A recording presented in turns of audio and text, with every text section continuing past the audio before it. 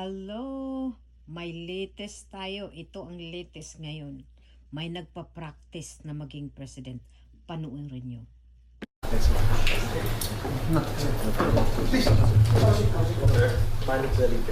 Sila General Parandon. Sila lahat. People. So, we will move for the increase of the soldiers' daily subsistence allowance from 150 pesos to everything president that the troops that you to come to see us here, but we want to vote. That's why I'm very grateful your help. Okay. Oh, well, we invite also the host to O, diba? Hanip. Feel ni Tamba na siya ay isang presidente na or prime minister. Feeling talaga. As in, pero dyan ka magtataka, guys.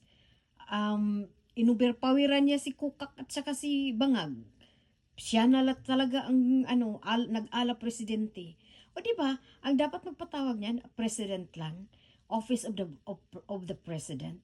Pero ang nagpatawag sa lahat ng men and women in uniforms, mga high-ranking officers ng PNP at AFP ay si Tamba. Halaka. Feel talagang as in as in parang presidente na ang dating niya. Saan ka pa? Ko lang sa message ko lang din sa ating mga men and women in uniforms.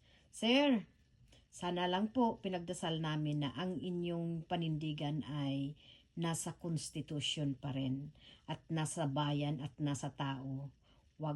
Wag po sana kayong mabili ng envelope, okay? Wag po sana kayong magpadala sa pera. Alam ko hindi nyo sasayangin ang mga posisyon nyo. So, pinagdasal po namin yan na sana tapat kayo sa inyong tungkulin bilang isang alagad ng batas at susundin nyo ang konstitusyon. Yun lang.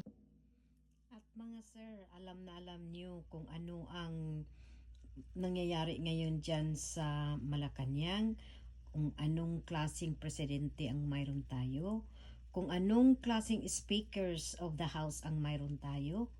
Sir, mga ma'am and sirs, grabe na po.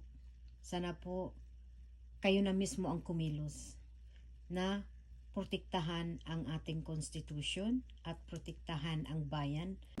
That's all for now. God bless you all and God bless the Philippines. Thank you.